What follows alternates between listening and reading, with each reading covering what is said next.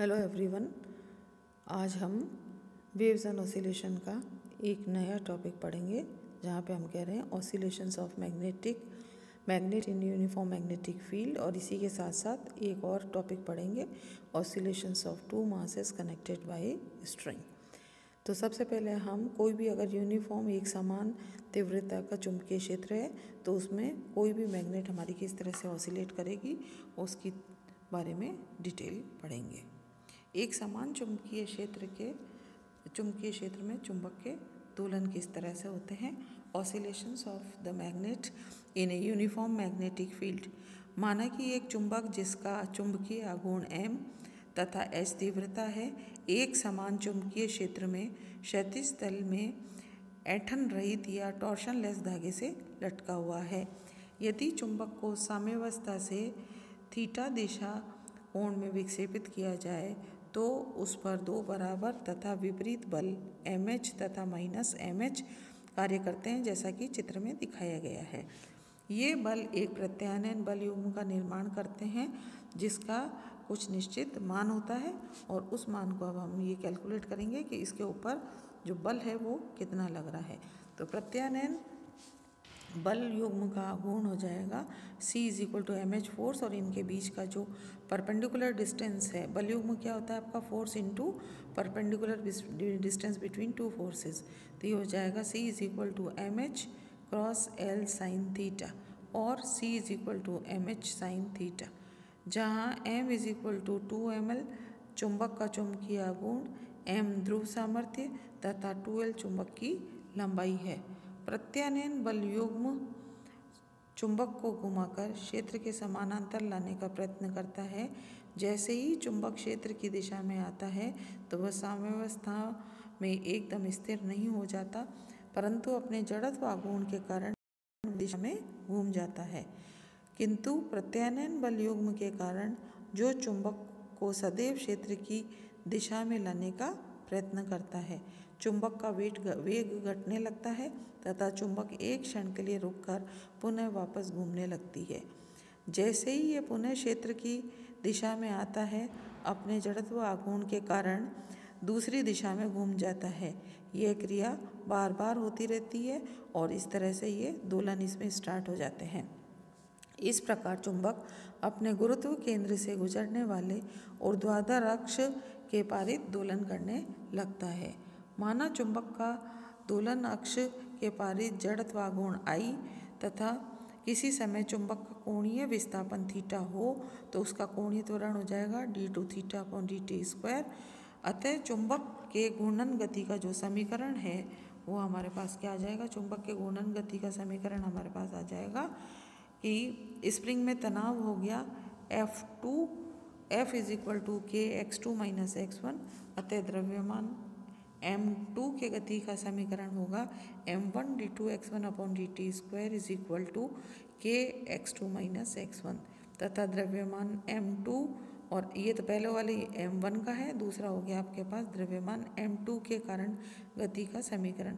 तो m1 की जगह हम m2 लिख देंगे बस, तो m2 और x1 की जगह x2, तो m2 × d2x2/dt² = kx2 - x1 equation number 2।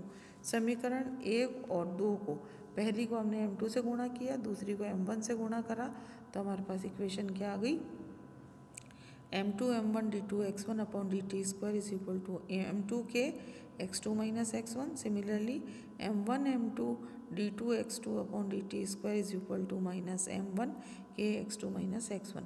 समीकरण 1 और 2 को m2 तथा m1 से गुणा करने का, अब दोनों 4 में से 3 को हम घटा दें अगर, तो हमारे पास कॉमन आ गया m1 m2 d2x1/dt² - d2x1/dt² = k m1 + m2 × x2 - x1। तो यहाँ से अब हम इक्वेशन कैलकुलेट करेंगे। तो टॉर्क क्या होता है हमारे पास, टॉर्क होता है, तो टॉ हो गया हमारे पास I α, और टॉर्क होता है हमारे पास I × α, और I α क्या हो गया d2 θ/dt²। और टॉ = C अपन कैलकुलेट कर चुके हैं पहले, बल आघूर्ण का मान ये MH साइन थीटा के बराबर था। तो इक्वेशन हो गई हमारे पास I D two theta upon D T square is equal to M H minus M H sine theta.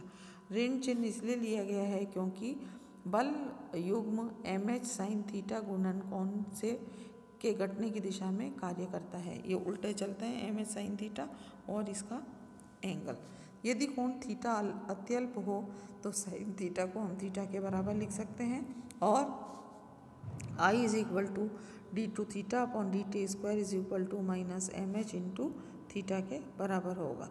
तो यहाँ से D two theta upon D T square is equal to minus M H upon I into theta. माना M H upon I is equal to omega square है और इनमें M constant है, H constant है, I constant है, तो omega square एक constant हो गया। इक्वेशन में ऊपर वाली में वैल्यू रखने पर हमारे पास आ गया D two theta upon D T square is equal to minus omega square into theta, या D two theta upon D T square plus omega square theta is equal to 0। से दिस इज इक्वेशन नंबर 1।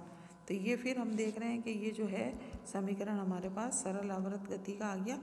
उपरोक्त समीकरण चुंबक के कोणीय सरल आवर्त गति एंगुलर सिंपल हार्मोनिक मोशन का अवकल या समीकरण या डिफरेंशियल इक्वेशन होती है, क्योंकि यह समीकरण सरल आवर्त गति के सामान्य समीकरण के रूप में होता है। अतः चुंबक की गति सरल आवर्त गति होती है तथा इसका आवर्त काल t is equal to 2 pi omega. Omega की वैल्यू अगर यहाँ पुट करें तो 2 pi under root of I upon M into H के बराबर होगा। से दिस इज इक्वेशन नंबर 2। यदि चुंबक छड़ चुंबक है जिसका द्रव्यमान m डैश है तथा इसकी लंबाई a और चौड़ाई b है, तो उसके लिए I की वैल्यू होती है हमारे पास m dash a square plus b square upon 12। ये I क्या है हमारे पास, जड़त्व आघूर्ण का मान है।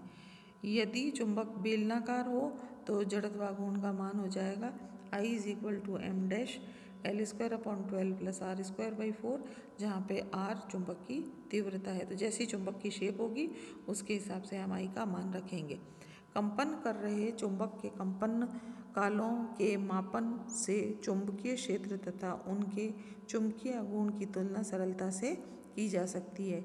इस कार्य के लिए उपयोग में लिए जाने वाले जो उपकरण हैं उसको हम वाइब्रेशन मैग्नेटोमीटर या चुंबक कंपन चुंबकत्व मापी कहते हैं। इसकी सहायता से हम यहाँ पे कंपन कर रहे चुंबक का आवर्तकाल ज्ञात कर सकते हैं और यह चुंबक के कंपन के सिद्धांत पर आधारित होता है। इसी तरह अगर कोई एक स्प्रिंग है जिससे दो द्रव्यमान कण लगे हुए हैं तो स्प्रिंग कैसे दोलन करेगी ये डिस्कस करेंगे हम अब। तो स्प्रिंग द्वारा बंधे दो द्रव्यमान कणों का दोलन किस प्रकार होगा। Oscillation of two masses connected by a spring. जो चित्र है हमारे पास, इस चित्र से बिल्कुल क्लियर हो जाएगा आपको कि किस तरह से ये दो मासेस पहले इनिशियल पोजीशन में m1 m2 थे, ये यहाँ पे था।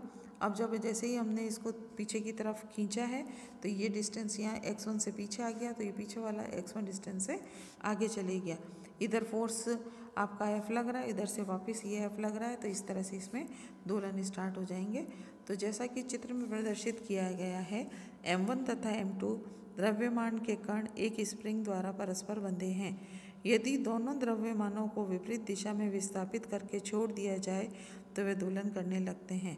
माना किसी क्षण m1 द्रव्यमान के कण का विस्थापन x1 तथा m2 द्रव्यमान कण का विस्थापन x2 है तथा x2 is greater than x1 है, तो स्प्रिंग की लंबाई में जो वृद्धि है वो कितनी हो गई, x2 माइनस x1, अगर x2 ज़्यादा है x1 से। तो अब हम ये देखेंगे किस तरह से ये कंपन करेंगे और अगर ये कंपन करते हैं तो इनकी गति जो है वो सरल आवर्त होती है या नहीं। स्प्रिंग में तनाव होगा F इज इक्वल टू के और डिस्टेंस हो गया हमारे पास अब x2 माइनस x1। अतः द्रव्यमान m2 के गति का समीकरण होगा m1, द्रव्यमान m1 के गति का समीकरण हो जाएगा m1 d2 x1 upon dt square is equal to K x2 minus x1, समीकरण 1, तथा m2 के गति का समीकरण हो जाएगा m2 d2 x2 upon dt square is equal to minus K x2 minus x1। और जैसे पहले किया था समीकरण 1 को m2 से मल्टीप्लाई किया, समीकरण 2 को m1 से मल्टीप्लाई किया, फिर इनको हम आपस में घटा देंगे। तो जब इनको मल्टीप्लाई किया आपस में तो हमारे को समीकरण 3 और 4 प्राप्त होते हैं, और जब हमने इसमें घटा दिए समीकरण 3 और 4 को तो हमारे पास इक्वेशन आ गई m1 m2 d2x2 upon dt square minus d2x1 upon dt square is equal to minus K m1 plus m2 into x2 minus x1। यहाँ पे हमारे पास जो इक्वेशन है वो इस तरह की आ गई है। इस इक्वेशन को जब हम फर्दर सॉल्व करेंगे तो यहाँ से आ गया m1 m2 d2x2 minus x1 upon dt square is equal to minus K m1 plus m2 into x2 minus x1, जहाँ पे हमने ये मान लेते हैं कि x2 minus x1 is equal to x है। तो इक्वेशन क्या हो गई m1 m2 d2x upon dt square is equal to minus K m1 plus m2 into x, और m1 m2 upon m1 plus m2 d2x upon dt square is equal to minus K X. उपरोक्त समीकरण एक कण जो कि सरल आवर्त गति में कर रहा है गति, उसका समीकरण है। इस कल्पित कण का विस्थापन x तथा द्रव्यमान m1 m2 upon m1 plus m2 होगा, और इस प्रकार द्विकण की गति की समस्या एक कण की गति की समस्या में बदल जाती है। जो टू बॉडी प्रॉब्लम है वो सिंगल बॉडी प्रॉब्लम में चेंज हो जाती है। m1 m2 upon m1 plus m2 is equal to, अगर म्यू कह रहे हैं हम, ये हो जाएगा निकाय का रिड्यूस्ड मान, यह निकाय का समानित द्रव्यमान कहलाता है। तो हमारी इक्वेशन चेंज हो गई। ये value m1 m2 upon m1 plus m2 की जगह म्यू अगर रखते हैं तो mu into d2x upon dt square is equal to minus K X, या d2x upon dt square is equal to minus K by mu into X. समीकरण 5। समीकरण 5 किसी द्रव्यमान के एकल आवृत्ति दोलन या सिंगल हार्मोनिक ऑसिलेटर के समीकरण में होता है। और यहाँ पे जो t अगर मैं लिखूँ इसका आवर्तकाल कंपेयर करके स्टैंडर्ड इक्वेशन से, तो t हो जाएगा 2 pi under root of mu upon k के बराबर। अतः तथा आवृत्ति n जो है वो होती है हमारे पास 1 अपॉन टी के बराबर। तो आवृत्ति आ गई इसकी n is equal to 1 upon 2 pi under root of k by mu. इसका उपयोग करके हम द्विपरमाणु अणुओं की कंपन आवृत्ति का मान ज्ञात कर सकते हैं।